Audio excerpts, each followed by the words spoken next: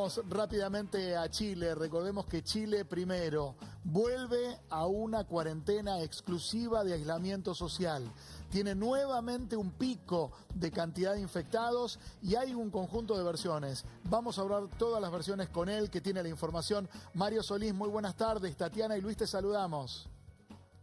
¿Qué tal? Buenas tardes, Luis. Un gusto nuevamente saludarte a través de esta plataforma. Un gustazo. Bueno, efectivamente, hay que especificar que Chile en realidad no es que vuelva a una cuarentena estricta, porque una cuarentena estricta hasta este momento no había existido.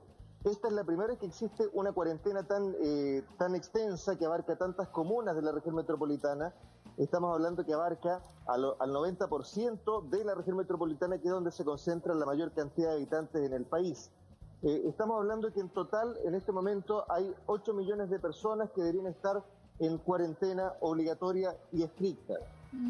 ¿Cómo vivió la sociedad? Tomo esto que decís, nunca tuvieron una cuarentena estricta, eran cuarentenas dinámicas o flexibles de alguna manera lo que se estaban viviendo, y esta semana mucho miedo por la cantidad de casos, la cantidad de muertos. Quiero que hablemos de esto, ¿no? De la cantidad de muertos, porque a una cantidad de casos mucho mayor que la que hay en la Argentina tienen prácticamente la misma cantidad de muertos. ¿Qué es lo que se dice dentro de la sociedad? ¿Son confiables los números? Mira, lamentablemente hoy mismo, de hecho, la cantidad sigue subiendo, ya superamos los 42.000 casos, también superamos a tenemos en este momento 412 víctimas fatales, 412 muertos. Durante las últimas 24 horas hubo 27 muertos específicamente, y cuando nos entregan la cifra de los nuevos casos, nos dicen son 1.800 y fracción. Ahora, el mismo ministerio indica que estos 1.800 no es que haya bajado el ritmo de la cantidad de contagiados. Lo que pasa es que contamos con 5 laboratorios menos. Sí, pero más allá de los contagios, Mario, la tasa de letalidad del virus pareciera ser muy baja para la cantidad de contagios que tienen. Hay una disputa en este momento, porque hay una investigación que determinó que durante el mes de marzo y abril existen 4.000 y fracción muertes por enfermedades respiratorias. Por lo tanto, acá ya empezamos con los cuestionamientos, es decir, ¿estas 4.000 muertes son todas por problemas respiratorios o hay un caso de coronavirus, como ya se ha visto, de gente que en el certificado de función dice paro cardiorrespiratorio, pero que al mismo tiempo estaban contagiados con el COVID-19? Mario, ¿hay desconfianza de que en Chile esté pasando algo similar a lo que pasó en Ecuador, que hay muertes respiratorias, pero no hay un análisis de esos cadáveres para determinar si tienen coronavirus positivo? Hay desconfianza, hay inseguridad, ya se han entregado casos, por ejemplo, de personas que se enteran en el mismo velorio que su familiar, a quien estaban velando, estaba contagiada de COVID-19, información que no han recibido al momento de ir al hospital a buscar a sus seres queridos, información que no han recibido en el momento oportuno. Por lo tanto, el miedo, la inseguridad existe.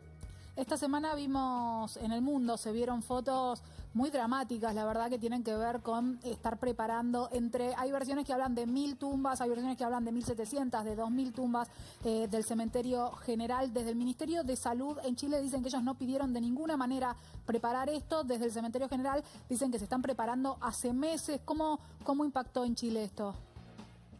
A ver, hay versiones encontradas, no solamente con los cementerios. Recordemos que durante la semana en el Hospital San José, que es uno de los hospitales más importantes de la región metropolitana, ellos señalaron que una de las víctimas fatales fue porque no había máquina respiradora artificial. Luego el gobierno lo desmiente y dice sí había. Lo que pasa es que no estaban habilitados para un trabajo invasivo. Es el equivalente que me digan, ¿sabes qué? Si tengo automóvil, pero el automóvil no tiene motor, no está en funcionamiento.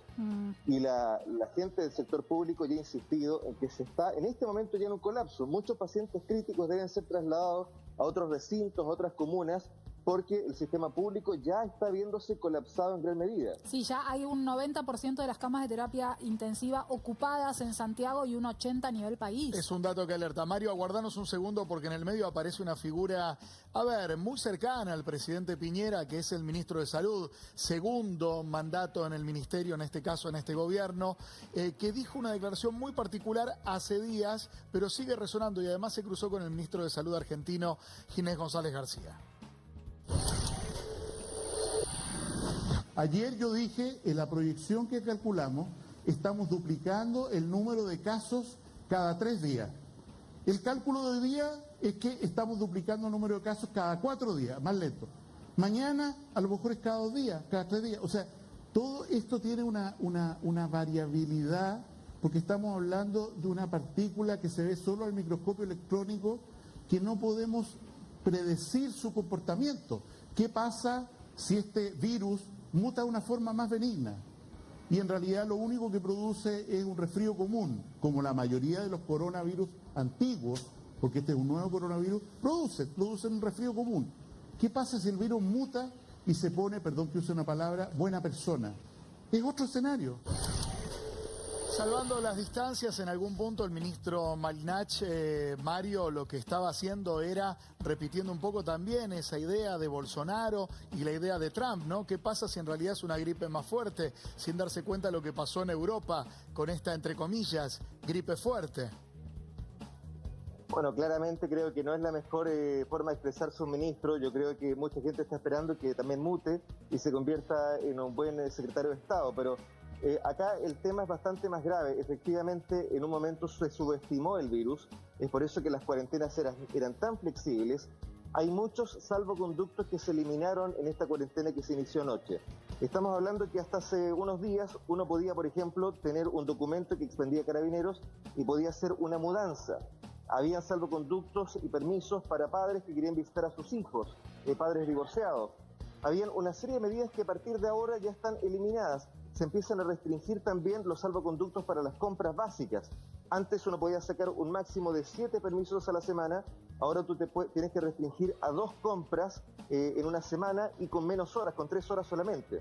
Entonces, acá yo creo que en este momento quizás un poco tarde, se están tomando las medidas que eran necesarias, porque la pandemia, literalmente, yo creo que en Chile ya está saliéndose de todo control.